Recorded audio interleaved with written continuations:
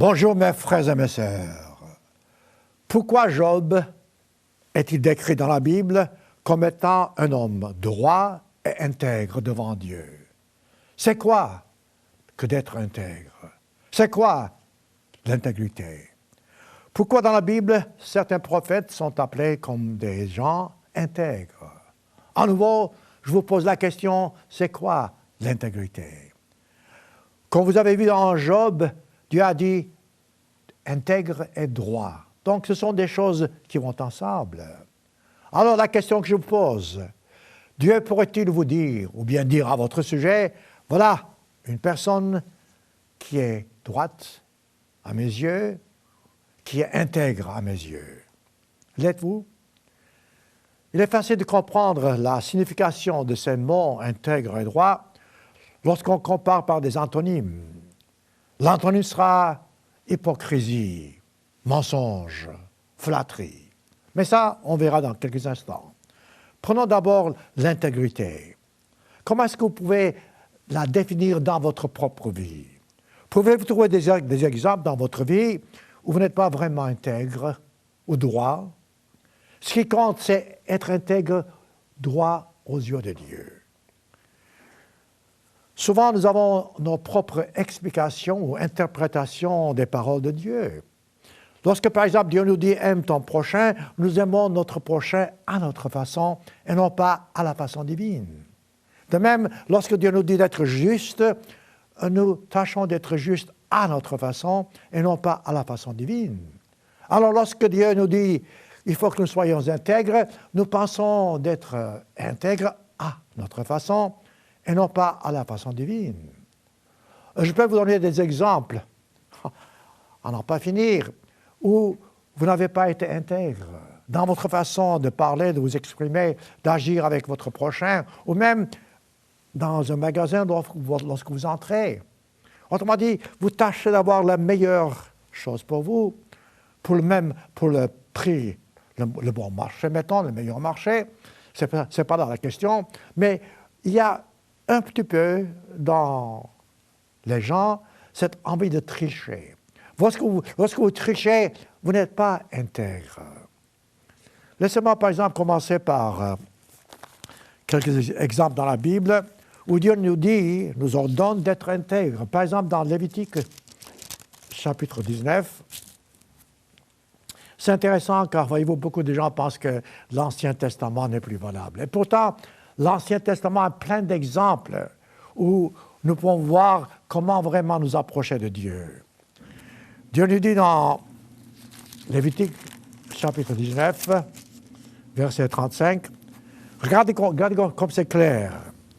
Il dit, « Vous ne commettrez point d'iniquité. » Regardez ça. Autrement dit, nous parlons d'intégrité et Dieu nous dit de ne pas commettre d'iniquité. C'est exact l'opposé. Lévitique 19, 35. Ni dans les jugements, ni dans les mesures de dimension, ni dans les poids, ni dans la mesure de capacité, vous aurez, dit-il, des balances justes, des poids justes. Regardez voir ça. Autrement dit, des balances justes, des poids justes. Souvent, par exemple, les marchands voudraient mettre dans un paquet un peu moins de leurs produits pour qu'ils gagnent davantage.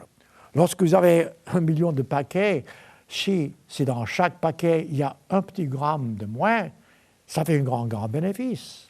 Donc, c'est cela dont on parle. C'est cela dont Dieu parle ici, par exemple. Il dit, vous aurez des balances justes, des poids justes, des épis, des effaces justes, etc. Ensuite, verset 37, vous observerez toutes mes lois, toutes mes ordonnances, et vous les mettrez en pratique. Voilà l'intégrité en ce qui concerne l'obéissance aux lois divines. De même, dans Deutéronome, chapitre 16, je vous donne des exemples afin que vous puissiez savoir ce que c'est que l'intégrité et que vous puissiez vivre d'après les lois divines à la façon divine. Deutéronome, chapitre 16. verset 19. Deutéronome 16, verset 19. Dieu dit, tu ne porteras atteinte ni à aucun droit, tu n'auras point égard à l'apparence des personnes, tu ne recevras point de présents, car les présents aveuglent les yeux des gens. Et ensuite, ils les corrompent. Il dit, tu suivras ponctuellement de la justice, voilà l'opposé de l'iniquité, la justice divine, afin que tu vives et que tu possèdes le pays que l'Éternel, ton Dieu, te donne. Voilà déjà deux exemples bibliques où Dieu parle d'une part d'intégrité et d'autre part d'iniquité. Combien souvent, lorsque vous entrez dans un magasin, comme j'ai dit, vous tâchez de faire de bonnes affaires, c'est juste, il n'y a pas de mal. Mais quand il s'agit de quelque chose, par exemple, que vous devez vendre ou bien acheter, vous tâchez, si c'est possible, entre guillemets, de tricher. J'aime pas ce mot tricher ici parce que ce n'est pas ça que vous faites, mais indirectement, dans les affaires, nous voudrions gagner le plus et donner le moins. Ça me rappelle, je pense qu'il y a un proverbe de ça, il faut que, si je peux le trouver, mais je viendrai à ça dans quelques instants. Prenons d'intégrité. Je vous ai montré que Dieu a dit à Job que Job était droit et intègre à ses yeux. Et à d'autres prophètes en même temps. Nous savons tous qu'Abraham était un homme proche de Dieu. Abraham a obéi à Dieu. Savez-vous que Dieu définit Abraham de la même façon? Lorsque Abraham s'est rendu à Dieu, et lorsque Dieu a fait une alliance avec Abraham, notez la recommandation que Dieu donne à Abraham. Genèse, chapitre 17. C'est très intéressant parce que ça vous donne, voyez-vous, une meilleure compréhension du sujet avant même d'aller en profondeur dans le sujet. Genèse, chapitre 17. Voilà, ici c'est donc Dieu qui parle à Abraham. À l'époque, Abraham s'appelait Abraham. Alors, voici ce que Dieu dit à Abraham.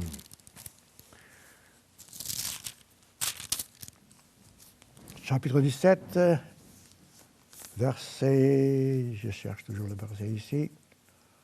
Ah oui. Verset 1. Commençons par verset 1, oui. Lorsqu'Abraham, fut âgé de 90 ans, 99 ans, l'Éternel apparut. Genèse 17, 1. Regardez voir. Qu'est-ce que l'Éternel a dit à Abraham? Je suis l'Éternel, ton Dieu, le Dieu Tout-Puissant. Marche devant ma face, sois intègre. Regardez voir ça. Marche devant ma face, sois intègre. C'est la recommandation que Dieu donne à Abraham. Donc, marcher devant Dieu est une partie de l'intégrité, comme observer les lois divines. Ensuite, j'établirai, dit-il, mon alliance entre moi et toi, je te multiplierai à l'infini. Donc, il faut marcher droit dans la voie divine. Il faut faire ce que Dieu dit. L'intégrité comprend l'obéissance totale à Dieu. Je dis totale, pas en partie. Lorsque vous êtes moitié-moitié, ce n'est pas intègre. Lorsque Dieu a dit, le Christ a dit aux gens que Dieu veut tout, autrement dit, vous ne pouvez pas donner moitié de votre caractère à Dieu, moitié de votre obéissance à Dieu, moitié de votre amour à Dieu. Ça, ce n'est pas intègre. Vous vous rappelez l'histoire, la parabole du Christ. Lorsqu'il a parlé de la parole de Dieu, il a dit, un marchand vend tout ce qu'il a pour acheter la perle, la belle perle. Donc tout. Ce n'est pas une question moitié-moitié. Donc, le mot intègre signifie tout entier. Intégrité, c'est tout entier. Ou bien vous êtes tout entier avec Dieu, ou bien vous êtes à moitié. Et si vous êtes à moitié, vous êtes hypocrite. C'est la vérité. Autrement dit, souvent, voyez-vous, nous faisons des choses à moitié. nous voulons obéir à Dieu à moitié, faire notre part à moitié. Et nous réservons notre moitié pour nous parce que nous devons être sûrs que nous avons au moins une partie de ce qui est bon à notre façon de penser pour nous. Dans Galates chapitre 5, comme vous savez, nous avons les fruits de l'Esprit de Dieu. Alors, si vous prenez le temps d'examiner les fruits de l'Esprit de Dieu, vous verrez que chaque fruit dont il est question demande l'intégrité. Sans intégrité, ces fruits dans Galates chapitre 5 ne sont plus valables. Le fruit de l'Esprit, c'est l'amour. Vous ne pouvez pas tricher avec l'amour. Il n'y a pas moitié amour et moitié égoïsme. Non, ça ne marche pas. Voilà pourquoi l'amour doit être intègre. La joie, de même. Voyez-vous, autrement dit, rappelez-vous, Dieu veut tout entier. Et nous pouvons l'être si nous avons l'Esprit de Dieu avec nous ou en nous. La joie doit être sincère et non pas prétendre. La prétention, c'est l'hypocrisie. Donc, mais vous direz, comment est-ce que je peux être joyeux lorsque les choses vont mal? Vous pouvez être joyeux parce que vous aurez les yeux sur le Christ, sur le but final. Voilà pourquoi votre joie doit être intègre, la paix. La paix d'esprit, la même chose. Nous vivons dans un monde en pleine turbulence. Nous vivons dans un monde où il y a énormément d'injustice, d'iniquité. Bon, dans ce monde, si vous restez intègre et droit devant Dieu, si vous marchez devant Dieu comme Abraham et Job et d'autres ont marché, vous aurez la paix dans votre esprit. Là encore, la paix d'esprit, voyez-vous, c'est quelque chose que vous ressentez parce que vous savez que ce n'est pas ce monde où nous vivons, ce n'est pas le monde réel en ce qui concerne la vie éternelle. Nous entrons un jour dans la vie éternelle, un monde où nous comprendrons ce que c'est que la vie éternelle et nous saurons ce que c'est qu'un caractère éternel. Pour le moment, nous n'avons pas le caractère éternel. Nous avons un caractère qui est malléable, d'accord, mais nous devons marcher, nous devons être éprouvés. Nous devons prouver que nous pouvons vraiment, et nous devons vraiment suivre à Dieu, suivre la voie que Dieu met devant nous. Ce faisant, nous pouvons marcher dans la voie de l'intégrité. Je n'ai pas besoin de continuer dans la Galates chapitre 5, mais avez-vous, tous les fruits, la bonté, la fidélité, la douceur, toutes ces choses demandent intégrité. On ne peut pas être doux à moitié.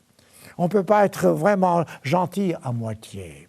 On ne peut pas être tempéré à moitié.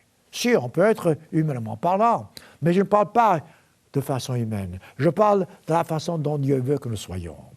Voilà pourquoi il a dit à Job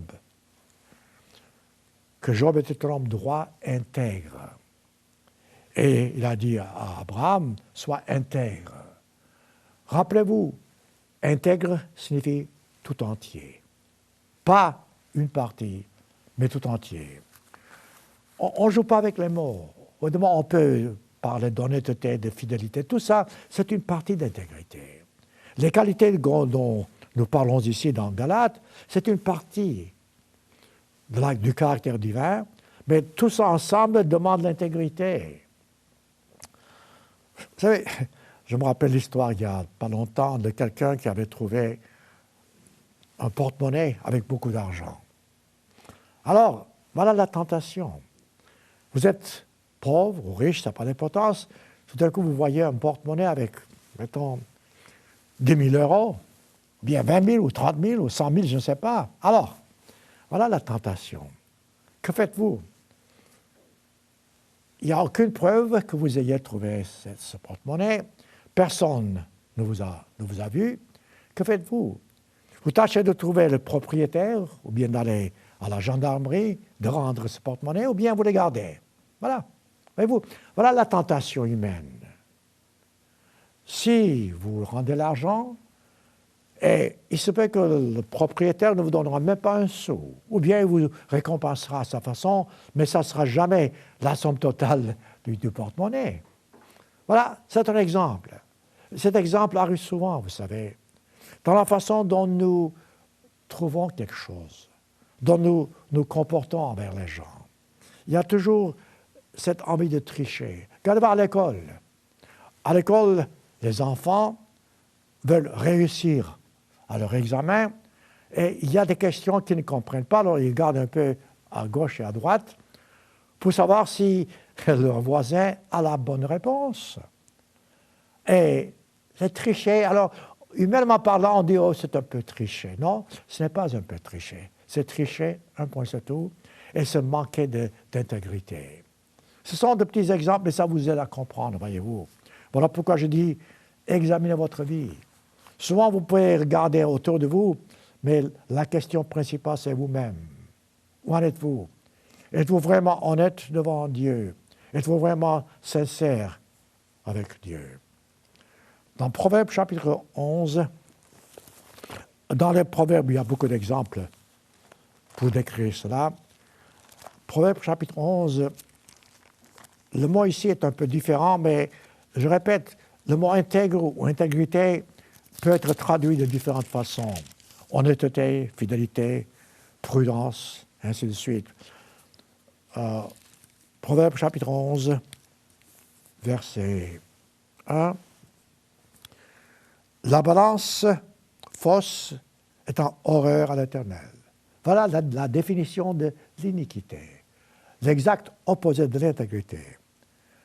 Mais le poids juste lui est agréable. Nous avons vu ça dans Lévitique.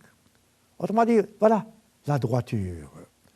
De même, Proverbe chapitre 16, juste pour prendre 2 ou 3 exemples, parce que cela nous aide à vraiment comprendre ce que Dieu dit dans la Bible. Souvent, nous lisons la Bible à moitié. Nous sautons des versets. Ce faisant, nous ne faisons pas preuve d'intégrité dans notre étude. Oui, dans tout ce que nous faisons, nous devons être intègres. Proverbe chapitre 16, verset 1. Les projets qui forment le cœur de... les projets que forme le cœur dépendent de l'homme. Mais la réponse que donne la bouche vient de l'Éternel. Toutes les voies de l'homme sont pures à ses yeux, mais toutes les voies de l'homme ne sont pas intègres, ne sont pas justes. Vous savez, mes frères et mes sœurs, durant ma vie en tant que ministre, j'ai vu beaucoup d'exemples de ce genre. J'ai vu des gens qui cherchent la vérité, mais seulement pas avec intégrité. Ils cherchent la vérité jusqu'au moment où la vérité les empêche de faire ce qu'ils veulent faire. Dès ce moment, ils se détournent de la vérité, parce que ça ne leur plaît pas. L'intégrité demande l'obéissance totale à Dieu, que ça vous plaise ou non. Si Dieu vous dit par exemple que vous observerez ces lois, y compris la loi divine du jour de repos, de sabbat, vous devez le respecter, que vous le voyez, que vous l'aimiez ou non. Avec le temps, vous l'aimerez, parce qu'avec le temps, vous verrez que chaque commandement de Dieu est une bénédiction pour vous. Mais jusque-là, vous devez faire preuve d'intégrité. Je répète, intégrité signifie tout entier. Vous ne pouvez pas observer la loi de Dieu en partie. C'est l'hypocrisie. Vous ne pouvez pas obéir à Dieu moitié-moitié. C'est l'hypocrisie. Et en fait, du compte, vous n'êtes pas béni. Ce sont des exemples peut-être faciles à dire et difficiles à suivre, peut-être, mais le fait est que souvent, dans notre façon de penser, nous sommes ainsi. Nous voyons quelqu'un qui nous plaît, quelqu'un qui est gentil, et nous voulons lui plaire à notre façon, et nous agissons en tant qu'hypocrites. Autrement dit, on veut être gentil, aimable, et ainsi de suite, jusqu'au moment où nous connaissons, je pense maintenant à un exemple, par exemple, mariage. Une jeune fille ou un homme, lorsque vous donnez des rendez-vous, alors vous faites tout ce que vous pouvez faire pour être sur vos 30 heures. Vous voulez vraiment être beau, aimable, gentil, plaisant, afin que l'autre personne vous apprécie. Bon. Et ensuite, une fois que vous vous connaissez bien, vous n'avez plus la même envie. Ça, c'est l'hypocrisie. Ça, c'est manquer d'intégrité. Ce sont des exemples, je dis banal, non, pourtant ce n'est pas banal. Ce sont des exemples qui sont importants car ce sont ces exemples-là qui nous font vraiment voir que nous ne sommes pas vraiment intègres. Nous sommes en quelque sorte faux. Ah oui, c'est pas très gentil, je sais, mais notre caractère doit être intègre. C'est ce que le Christ a prêché. Le sermon sur la montagne, c'est quoi? C'est nous montrer comment être intègre et marcher droit devant Dieu. Cela englobe la fidélité, cela englobe la droiture, la justice de Dieu, à la façon de Dieu. Toujours, ayez toujours en tête, ce n'est pas selon vous, selon votre façon que vous devez être intègre, mais selon la façon divine. Et il y a une grande différence, une très grande différence. Je vous parlais il y a quelques instants qu'un marchand, par exemple, dans un paquet, il mettra 1 ou 2 grammes de moins, et dans une grande quantité de paquets, il fera un grand bénéfice. Ce n'est pas honnête, ce n'est pas intègre, mais c'est ce qui se fait souvent en ce qui concerne le commerce. Deutéronome chapitre 25. Deutéronome chapitre 25. Il y a tellement d'exemples, surtout dans l'Ancien Testament, et c'est dommage que les gens, d'une façon générale, rejettent l'Ancien Testament. Il y a énormément de sagesse, d'exemples et des lois qui nous sont indispensables pour marcher droit aux yeux de Dieu. Deutéronome chapitre 25, verset 13.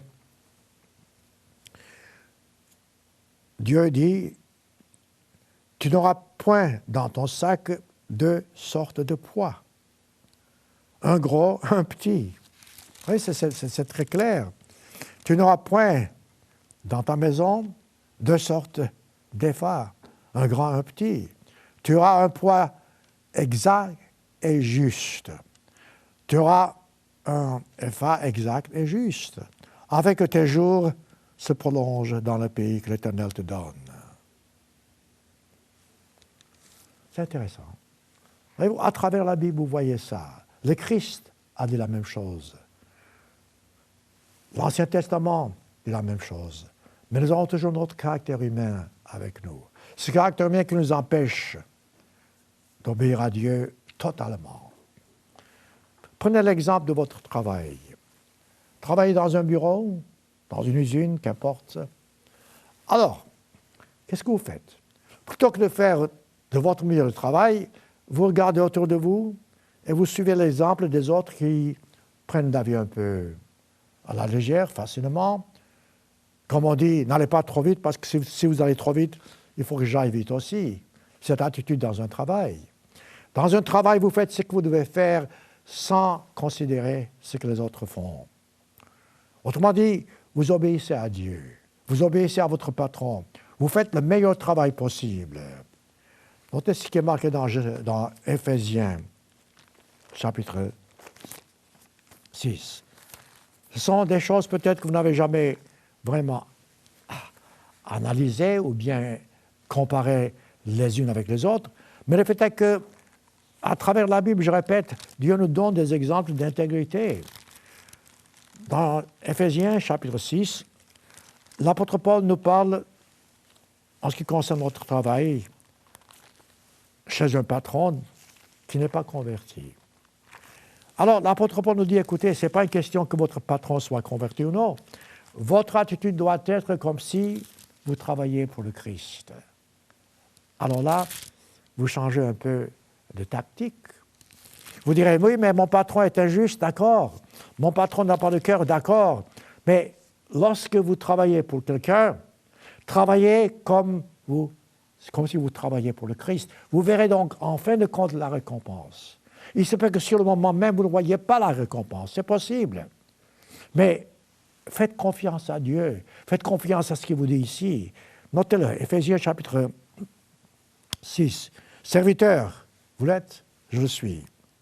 Obéissez à vos maîtres selon la chair, avec crainte et tremblement dans la simplicité de votre cœur, comme au Christ. Voilà. Mais vous direz, il est méchant, il est vraiment juste, d'accord, mais vous travaillez pour lui comme si vous travailliez au Christ. Non pas seulement, dit-il, sous leurs yeux, mais aussi, mais comme pour plaire aux hommes, mais comme serviteur du Christ. Oh, j'en ai vu des exemples, vous savez. Je peux vous en raconter, je suis sûr que vous pouvez aussi m'en raconter vous-même. Vous pouvez voir un patron cruel. Comment est-ce que vous allez travailler avec lui gentiment? Et c'est comme si vous travailliez pour le Christ. Mais essayez-le. Ce n'est pas facile. Non, la loi divine n'est pas toujours facile à observer. Mais en fin de compte, c'est la seule voie à suivre pour arriver au but final. Et c'est ça qui compte. La vie présente n'est qu'une vie passagère. La vie éternelle devant nous est une vie éternelle où nous vivons dans la joie permanente, dans la paix permanente, dans l'intégrité permanente. On n'avait qu'à lire le reste. Dans Ephésiens chapitre 6, on parle des patrons, on parle des enfants, on parle des maîtres, ou bien, et aussi des ouvriers comme vous avez vu. Voilà ce que j'entends par intégrité. Dans Psaume chapitre 7, Psaume 7, lorsque vous pouvez voir dans les psaumes le caractère de David, vous pouvez comprendre pourquoi David a été un homme selon le cœur de l'Éternel. Et pourtant, David a commis beaucoup de fautes. Mais que vous croyez ou non, la Bible était intègre. David était intègre devant Dieu. Son attitude était correcte. Il a commis beaucoup de fautes, beaucoup de péchés, mais il s'en est repenti.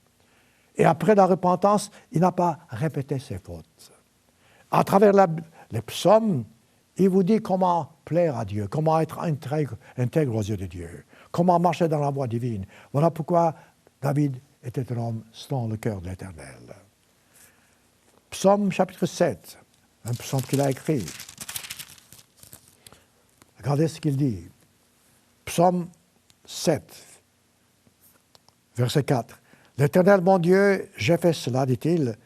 S'il y a de l'iniquité dans mes mains, si j'ai rendu le mal à celui qui était paisible envers moi, si j'ai dépouillé celui qui m'opprimait sans cause, que l'ennemi me poursuive et m'atteigne, qu'il foule à terre ma vie et qu'il couche ma gloire dans la poussière. » Autrement dit, David se rend compte qu'il devait faire et qu'il a fait de tout son possible pour pouvoir être intègre. Et il lance un défi à Dieu. Donc, si j'ai fait des choses pareilles, en pleine connaissance de cause, dit-il, alors je serai maudit.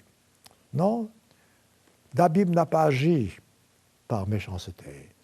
Il a agi par faiblesse peut-être, lorsqu'il a péché, mais il nous montre la voie à suivre. Le Christ est venu pour nous montrer la voie de humilité. Je parle souvent d'humilité car c'est la base même du christianisme. Si vous n'êtes pas humble, vous n'êtes pas intègre. Vous êtes hypocrite. Voilà pourquoi, à travers la Bible, nous devons toujours voir que si nous faisons quelque chose aux yeux de Dieu, nous devons toujours agir avec humilité. Être intègre humblement. Eh oui. Servir Dieu humblement. Eh oui. Aimer notre prochain humblement, le considérant meilleur que nous. Ce faisant, nous plaisons à Dieu.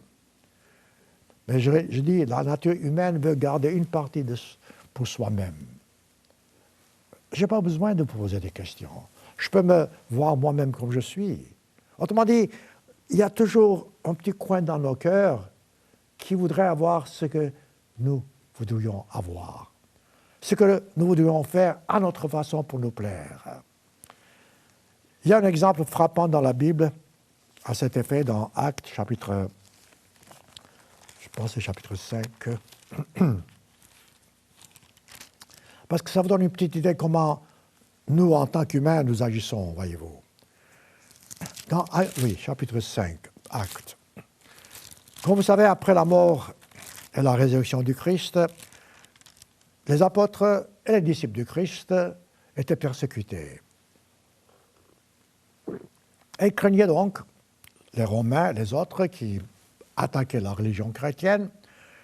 La communauté chrétienne s'était réunie. Ils mangeaient ensemble, ils vivaient ensemble, ils partageaient tout ce qu'ils avaient. Actes chapitre 4, vous pouvez voir ça. Et ensuite, chapitre 5 commence par un exemple frappant. Vous avez une atmosphère d'amour. Tout le monde partage, il n'y a pas de pauvres. Ce n'est pas le communisme, je vous prie. Tout le monde en partage pour vivre selon les lois divines. Mais qu'est-ce qui se passe? Et cet exemple vous nous montre ce que c'est vraiment l'intégrité, ou bien le manque d'intégrité. Actes chapitre 5. Donc, les disciples vivaient ensemble, partageaient tout ce qu'ils avaient, mais un homme, nommé Ananias, avec sa femme Saphira, vendit une propriété et retint une partie du prix, sa femme le sachant. C'est quoi ça? Voyez-vous? Voilà. Il a une propriété, c'est à lui. Il la vend, d'accord. Mais s'il la vend, s'il veut donner quelque chose aux autres, eh bien qu'il soit honnête. Il dirait, je garde une partie, je vous donne le reste. Mais il n'a pas fait ça. Ici, lui, Ananias, avec sa femme le sachant, il apporte le tout, il apporte le reste aux apôtres. Et voilà ce qu'il dit. Il déposa au pied des apôtres. Et Pierre lui dit, pourquoi, dit-il, Satan a-t-il rempli ton cœur au point que tu mentes au Saint-Esprit? Parce qu'il a prétendu tout donner.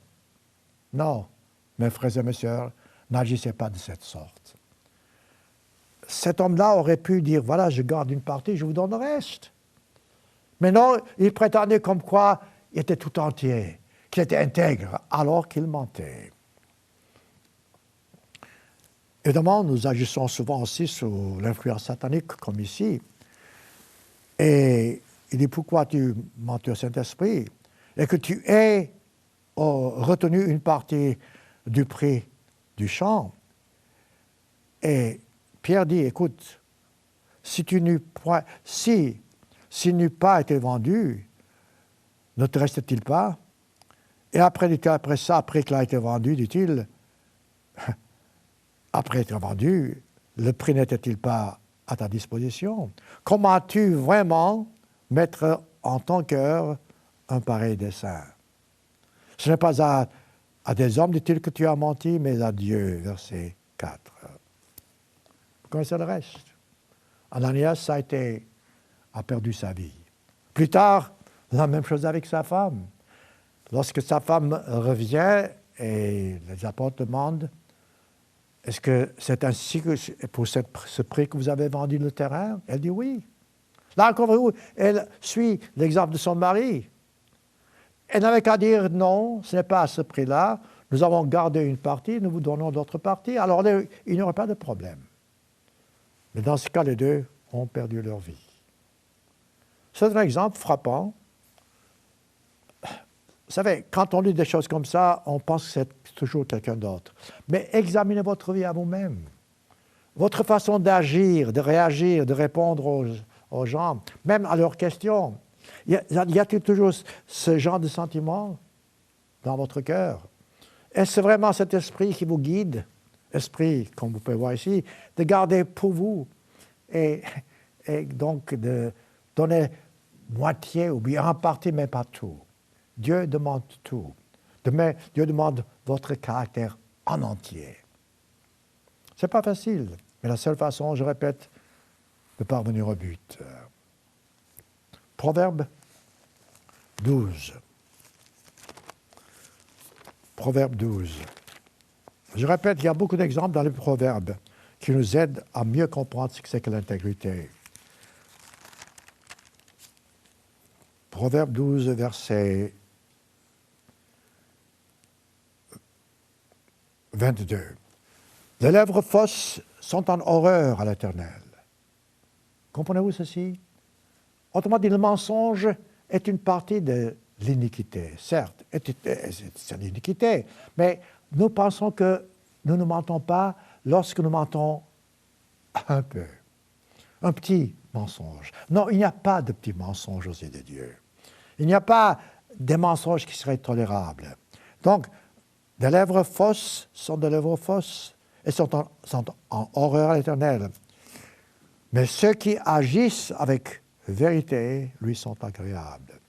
Ailleurs, vous avez ceux qui agissent avec intégrité, totalement, fidèlement devant Dieu. Réfléchissez à cela. Vous verrez comment vous aurez une meilleure compréhension.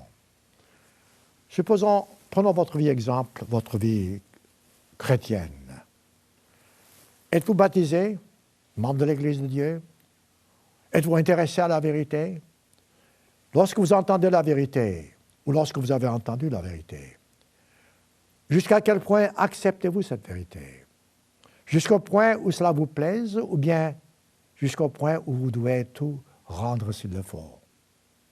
Vous vous rappelez dans la Bible, dans Matthieu 19, je ne vais pas m'y référer, il y avait un jeune homme très riche.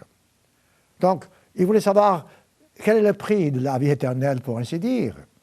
Le Christ lui a montré la voie d'intégrité.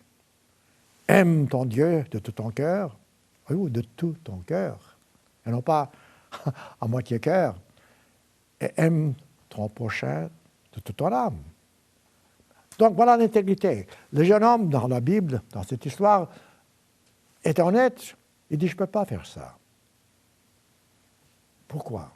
Parce que son cœur n'était pas disposé à se rendre totalement à Dieu, seulement en partie. Il a manqué d'intégrité.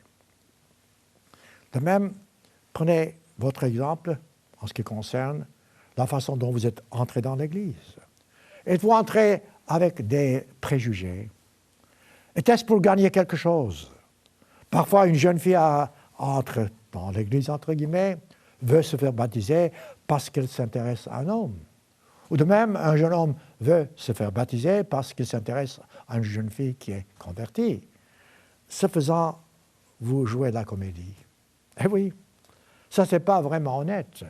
Votre foi, votre intérêt dans la Bible ou à la Bible, ce n'est pas avec intégrité.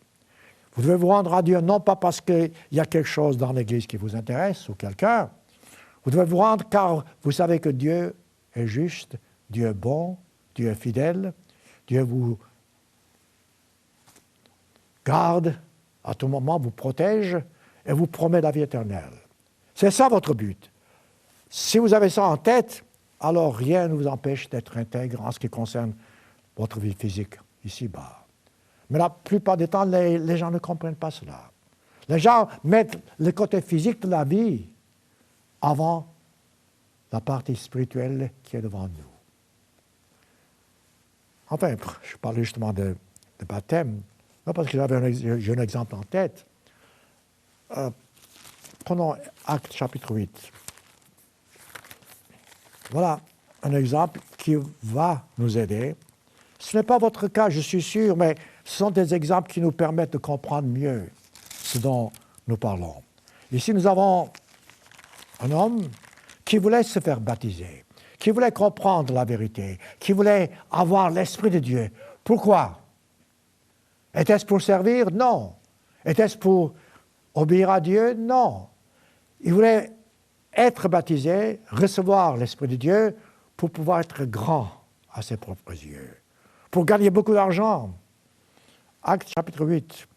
Je parle maintenant ce que nous appelons Simon le magicien. Acte 8, verset 9. Il y avait là, dans la ville, un nommé Simon qui se donnait, qui se prenait pour un personnage important, exerçait la magie. Du reste, vous pouvez voir que son cœur n'était pas déjà droit. Ensuite, il faisait toutes sortes de grandes choses. Lorsqu'il a vu que les apôtres du Christ faisaient des miracles, tout d'un coup, ça lui a donné une idée.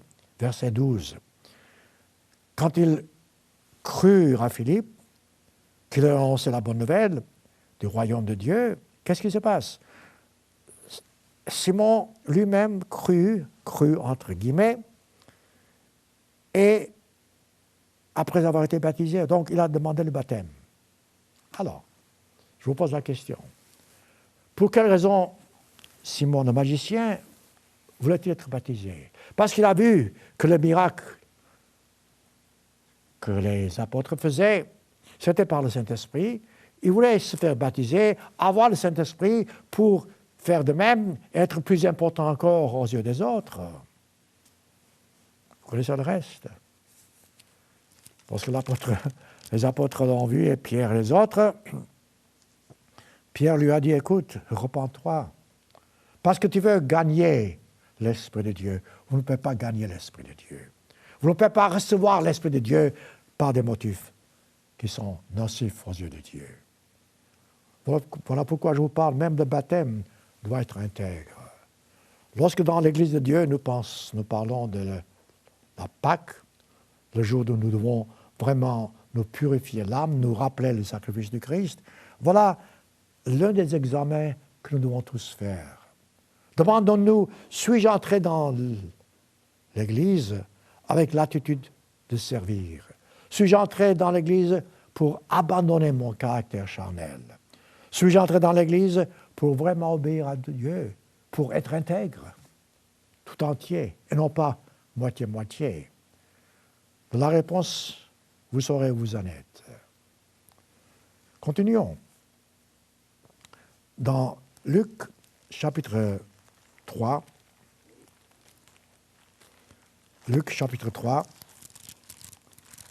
lorsque Jean-Baptiste prêchait le repentir et baptisait les gens, il y a des gens qui aussi voulaient se faire baptiser. Et de même avec l'exemple du Christ, les gens voulaient suivre juste pour être sûrs qu'ils seraient protégés ou bien qu'ils auraient ce qu'ils voulaient. Luc chapitre 3, verset 12.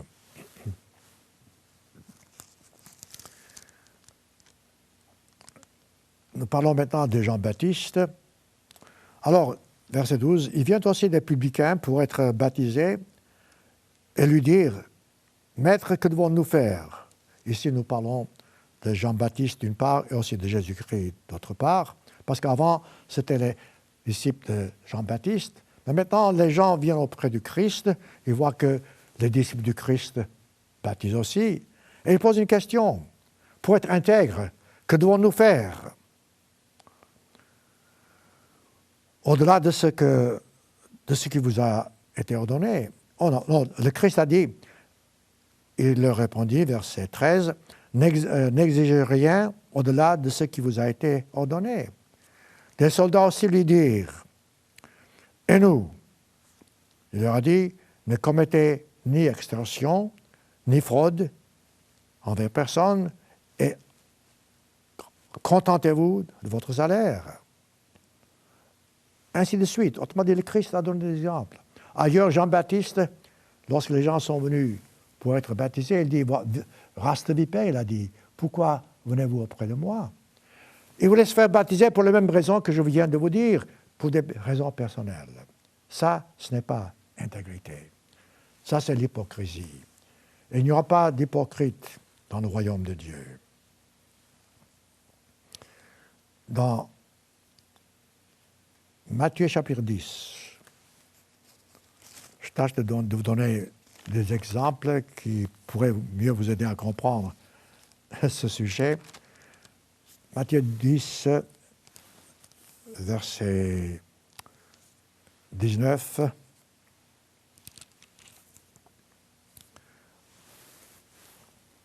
Là encore, je prends une partie de l'exemple, Matthieu 10, verset 19. C'est un peu difficile de prendre moitié d'un verset, voyez-vous. Je pense que ça ira. Alors, non, il faut que j'aille un peu plus. Bon, le Christ a dit, Matthieu 10, verset 19, « Mais quand, dit-il, on vous livrera, ne vous inquiétez pas de la manière dont vous parlez, ni de ce que vous direz, et que vous aurez à dire, il vous sera donné à vous à l'heure même, car dit-il, ce n'est pas vous qui parlerez, c'est l'Esprit de votre Père qui parlera en vous. Pourquoi est-ce que je cite cet exemple? Parce que souvent nous avons peur. Nous avons peur de notre religion. Lorsque quelqu'un nous demande « Quelle est votre religion ?», nous avons peur de répondre. Non, soyez intègre. Soyez en même temps très sage de la façon dont vous parlez. Vous pouvez dire ce que vous êtes, qui vous êtes, ce que vous croyez, avec sagesse, avec prudence. Mais soyez toujours intègre. Et laissez Dieu donc de vous guider. Le Christ vous donnera la réponse. Si vous êtes vraiment honnête devant Dieu, vous ne mentirez pas en ce qui concerne votre obéissance à Dieu. Vous direz, oui, j'observe les fêtes de l'Éternel. Oui, j'observe le sabbat. On vous traitera de fou si vous voulez, mais ça n'a pas d'importance. Dieu vous donnera les paroles dont vous avez besoin pour vraiment vous exprimer. Mais la plupart du temps, nous ne faisons pas assez de confiance en Dieu. Nous voulons, nous, agir à notre façon. Nous voulons, nous, être, comment dirais-je, mieux vus. Alors qu'en réalité, la seule chose qui compte en nous, je répète, c'est l'Esprit de Dieu. C'est la seule valeur. Sans l'Esprit de Dieu, nous ne sommes rien, nous sommes poussière. Nous sommes poussière et nous retournerons à la poussière. Matthieu 3, c'est l'exemple de Jean-Baptiste dont je vous parlais. Matthieu 3, verset 7. Jean-Baptiste, voyant les gens venir à son baptême, beaucoup de pharisiens, il les a appelés race de vipères. Qui vous a appris à fuir la colère à venir? Là encore, ce n'est pas une mauvaise chose, mais même votre baptême, si vous avez des raisons ultérieures, votre baptême ne sera pas vraiment solide. Certes, nous savons qu'il y aura de grandes détresses devant nous. Nous aurons des moments difficiles. L'avenir n'est pas très agréable en ce qui concerne le monde. Nous aurons de grandes tribulations, des calamités. Nous le savons. Mais si c'est pour échapper à ces grandes calamités, ce n'est pas vraiment la raison de nous faire baptiser. Nous voulons nous faire baptiser pour servir Dieu, pour être, non pas dans son royaume en tant que de grand chef, mais pour être dans son royaume pour servir, pour aider. Ça doit être notre but pour nous faire baptiser. Obéissance totale à Dieu. Nous comprenons la vérité, nous aimons Dieu, nous voulons être tout entier à Dieu, intègre. Et là, ce sont des choses que nous savons, mais souvent nous négligeons. Nous ne faisons pas notre part. Nous sommes en quelque sorte hypocrites. Il n'y aura pas d'hypocrite dans le royaume de Dieu. Vous savez, c'est triste, mais lorsque vous examinez votre vie, vous verrez que souvent, la façon dont vous parlez, il y a un peu de mensonge, un peu de vérité. La façon dont vous vous comportez, il y a un peu de bon, un peu de mauvais. C'est normal parce que c'est humain. Nous sommes tous comme ça. Alors, tâchez de vous améliorer. Tâchez d'éliminer cette hypocrisie de caractère. Ce n'est pas facile, je sais, mais c'est la seule façon d'arriver au but, mes frères et mes sœurs. L'honnêteté est une partie de l'intégrité. Et l'exact opposé, c'est la malhonnêteté ou bien l'hypocrisie. Qu'est-ce que le Christ a dit en ce qui concerne les hypocrites? Matthieu 23. Là encore, lorsque vous lisez ces choses-là, ne regardez pas autour de vous, ne regardez pas ces exemples, vous dites-vous à vous-même, suis-je coupable de cela? Matthieu 23. Il parle des hypocrites.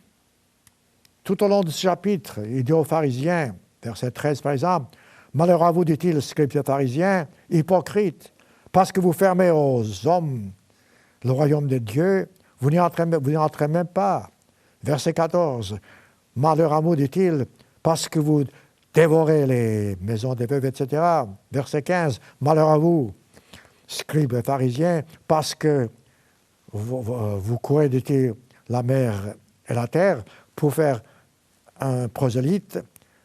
Quand il est devenu, dit-il, voici, vous en faites un fils de la Jehan, etc. Autrement dit, partout, tout au long de ces chapitres. Ensuite, examinez-vous vous-même. Lorsque vous lisez ces choses, dites-vous, est-ce que je fais partie de cela? Est-ce là mon caractère? Est-ce là mon attitude? Verset 23, un verset très connu. Malheur à vous, dit-il, scribes et pharisiens, hypocrites. C'est toujours hypocrite. L'hypocrisie, c'est l'exact opposé de l'intégrité. Parce que, dit-il, vous payez la dîme, les choses physiques, et parce que vous laissez de côté, dit-il, les choses qui sont plus importantes encore, comme la justice, la foi, la miséricorde. Alors, ça veut dire quoi? Donc, je mets de côté les lois divines en ce qui concerne le versement des dîmes. Alors, j'exerce la foi, la fidélité et l'amour, ou bien la miséricorde. Ce faisant, vous perdez votre vie. Parce que vous n'êtes pas tout entier. Le Christ a dit, vous devez non pas seulement payer votre dîme, mais en plus de ça, en premier lieu, vous devez donc pratiquer la justice, la miséricorde, la loi, la foi. Donc, vous devez faire tout ça sans négliger le reste, ajoute le Christ. Autrement, vous êtes hypocrite. Voilà le danger. Vous savez, je voudrais avoir le temps pour vous parler de l'hypocrisie. Comme j'ai pris aujourd'hui le temps de vous parler de ce qui est intégrité, je peux prendre mon temps et de vous parler de ce qui est hypocrisie. Souvent, la flatterie fait partie de l'hypocrisie.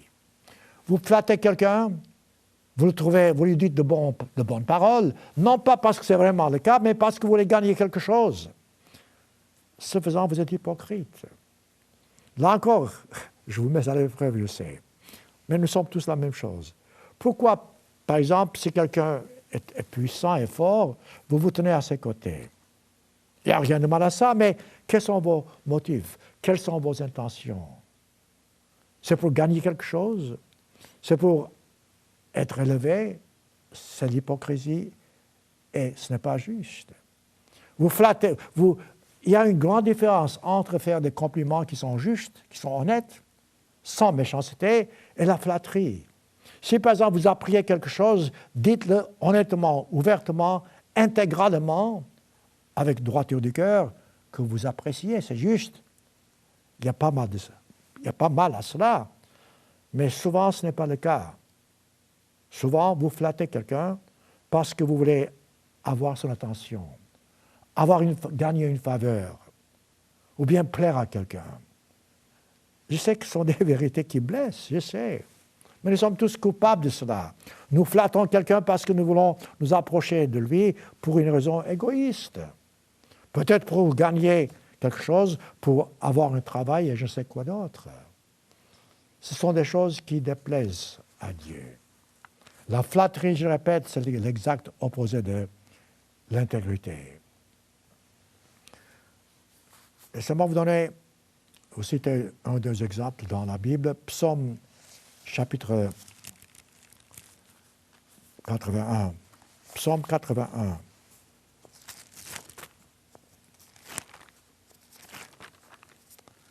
Je sais que ce que je vous dis là, ce n'est pas toujours agréable à entendre, mais ce n'est pas une question d'être agréable d'entendre ou non, c'est une question de croître dans la bonne voie. Le Christ veut que nous croissions dans la grâce et la connaissance. Donc, si, par la révélation de la vérité qui peut nous blesser en quelque sorte, si nous arrivons au but, c'est tout ce qui compte. Voyez-vous, une correction n'est pas toujours agréable. Non, être châtié n'est pas toujours bon.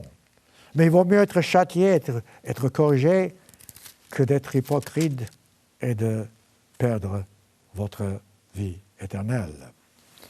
Psaume 81. Commençons par verset 14 peut-être. Psaume 81, verset 14. Dieu dit, « Oh, si mon peuple m'écoutait, si Israël marchait dans mes voies. » En un instant, dit-il, je confondrai leurs ennemis. Dieu peut faire toutes choses. Si vous écoutez Dieu, si vous écoutez sa parole, si vous mettez en pratique, Dieu peut faire toutes choses. Il peut éliminer tous vos ennemis, comme il le dit ici. Et Dieu ne ment pas, vous savez. Ensuite, il dit, je tournerai ma main contre leurs adversaires. Ceux qui haïssent l'Éternel le flatteraient. Ça, c'est Internet. Autrement, ceux qui haïssent l'Éternel le flatteraient. Et le bonheur d'Israël durerait toujours. Autrement dit, parfois, nous aimons Dieu par flatterie. Nous prions Dieu par flatterie. Là encore, il y a énormément d'exemples de cela. Tâchez de comprendre. La flatterie n'a pas de place dans l'intégrité. La flatterie n'a pas de place dans l'honnêteté. La flatterie est tout à fait différente d'un compliment honnête et sincère. Laissez-moi vous donner quelques exemples avant de compléter ce sujet, parce qu'il y a énormément d'exemples, il n'y a pas de doute. Dans Job, chapitre 32, Job, chapitre 32, sont des exemples intéressants qui nous permettent de nous approcher de Dieu et de mieux comprendre comment servir Dieu. Job 32, parfois les pages se collent, c'est difficile de les tourner. Voilà. Quelqu'un m'a dit un jour, vous savez, monsieur Apartien, vous avez besoin d'une nouvelle Bible parce que vous avez des propres difficultés à tourner les pages. J'ai dit non, laissez-moi ma Bible, j'ai marqué beaucoup de choses. Il vaut mieux avoir des feuilles qui se détachent que de commencer une nouvelle Bible avec toutes les annotations que j'ai dans ma Bible. Alors, je préfère garder donc cette Bible que je l'ai depuis 50 ans, je dirais, même si les pages sont difficiles à tourner. Alors, ça c'était entre parenthèses. Job 32.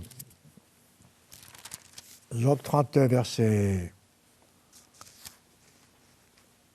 Là encore, je prends... Oui, je prends entre deux versets ici. Verset 21. Job 32, verset 21. Je n'aurai point d'égard à l'apparence, et je ne flatterai pas, je ne flatterai personne. Ensuite, car je ne sais pas flatter, mon Créateur m'enlèverait bien vite. C'est Job qui parle. Job était un homme intègre devant Dieu, droit. Il n'a pas voulu flatter Dieu. Lorsque Satan a attaqué Job, Job n'a pas perdu ni espoir, ni foi en Dieu, et il n'a pas passé son temps à se plaindre, mais ni à flatter non plus.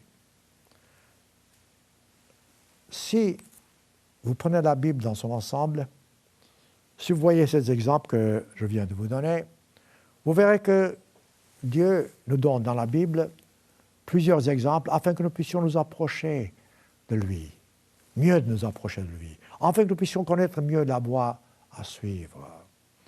Cette nature humaine en nous souffre d'iniquité. Nous sommes sous l'influence de Satan. En ce bas monde, Satan est encore le Dieu de ce siècle. Voilà pourquoi notre nature charnelle, sous l'influence de Satan, facilement succombe aux tentations, facilement succombe aux mensonges, à l'iniquité. Mais par contre, l'Esprit de Dieu en nous permet de marcher dans la voie d'intégrité. Là, il y a une lutte. Cette lutte qui doit se terminer par une lutte finale, victoire, si nous laissons Dieu nous guider. Mais souvent, c'est Satan qui a le dessus, car nous voulons suivre la voie charnelle. Laissez-moi vous donner quelques exemples ici de flatterie ou d'hypocrisie avant de terminer. Proverbe 19. Proverbe 19. Verset 6. Ce sont des exemples qui vous permettront de mieux comprendre le sujet, voyez-vous, parce que dans un sermon, je ne peux pas tout expliquer. Mais je peux vous montrer la voie à suivre afin que vous puissiez mettre tous ensemble, ensuite méditer. Nous disons souvent méditer lorsque vous lisez la Bible. Méditez lorsque vous étudiez la Bible. Méditez lorsque vous entendez un sermon. Non pas parce que ce que nous disons, c'est quelque chose de formidable. Non, ce qui est formidable, c'est ce qui est écrit dans la Bible. Et nous citons la Bible, nous ne tordons pas la Bible. Ce que nous disons dans la Bible et que vous voyez, c'est vraiment le cas, faites-le, méditez. Méditez les enseignements de Dieu. Proverbe 19, verset 6. Beaucoup de gens flattent l'homme généreux. Et tous sont les amis de celui qui fait des présents. Voilà. Une tentation humaine. Comme j'ai dit, n'est-ce pas, ça c'est humain. Évitez ce genre de choses. Proverbe 29.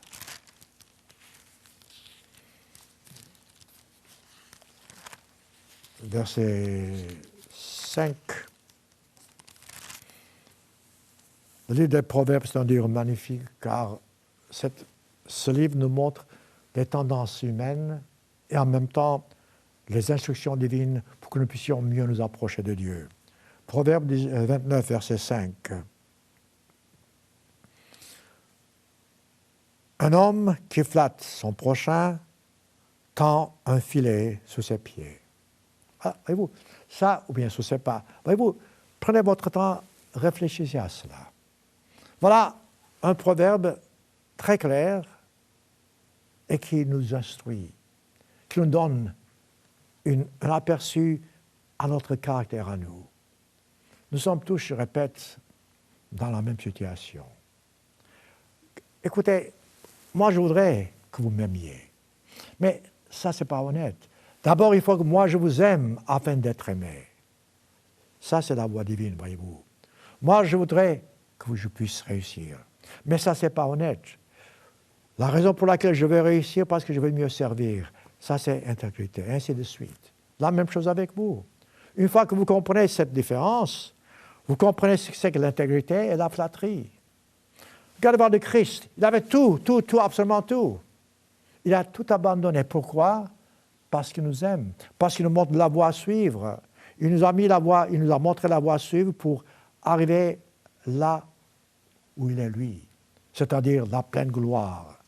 La gloire qui précède toujours. En ce qui concerne nous autres, je dirais, tout ce que nous devons faire humainement parlant, nous devons sacrifier pour arriver à cette gloire. Je pense que je peux encore donner un autre exemple avant de quitter. Oui, peut-être Jude 16 dans le Nouveau Testament. J'ai beaucoup de notes ici, mais il faut que je les laisse tomber. Mais vous pouvez chercher vous-même dans la Bible ces exemples. Vous pouvez voir ce que c'est que vraiment les exemples d'intégrité, d'honnêteté, de fidélité. Mais ayez toujours en tête la même chose. Dieu veut que nous soyons intègres, c'est-à-dire totalité.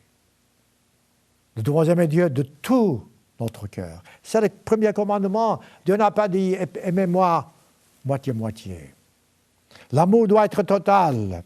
Nous devons aimer Dieu de tout notre cœur, de toute notre âme, de toutes nos pensées. Voilà l'intégrité. De la même façon, nous devons aimer notre prochain comme nous-mêmes, et non pas moitié-moitié. Si vous comprenez le sens de ce sermon, vous comprendrez vraiment comment vous approcher de Dieu, comment être plus proche de Dieu. Jude chapitre 1, il n'y a qu'un seul chapitre là, verset 16. Ce sont des gens qui murmurent, qui se plaignent de leur sort, qui marchent selon leur convoitise, qui ont à la bouche des paroles hautaines, qui admirent les personnes par motif d'intérêt. Je cite ce seul verset dans Jude. Jude décrit ici, en un seul verset, le caractère des gens qui ne sont pas intègres. Mes frères et mes sœurs, voilà un défi devant vous et devant moi. Si vous voulez vraiment être intègre devant Dieu, aimez votre prochain comme le Christ nous a aimés. Si vous voulez vraiment être intègre devant Dieu, aimez Dieu de tout votre cœur, de toute votre âme, de toutes vos pensées, et non pas à moitié. Moitié mort signifie mort, et non pas vivre. Réfléchissez à tout cela, remerciez Dieu de ce qu'il nous montre dans sa Bible la voie à suivre. Car un jour, vous serez responsable de votre connaissance afin que vous puissiez aider ceux en ce bas monde qui auront besoin de ces conseils. Afin que vous puissiez vraiment aider ces gens à comprendre cette vérité. C'est ça le but. Votre but à nous tous, c'est d'être serviteurs à Dieu à tout jamais afin de servir. Ce faisant, notre clé principale, c'est l'intégrité. Mes frères et mes sœurs, j'espère que vous pourrez vraiment comprendre ce sujet, méditer ce sujet, avancer dans l'intégrité de Dieu, et non pas selon notre façon de penser, de comprendre, mais selon la façon divine de comprendre.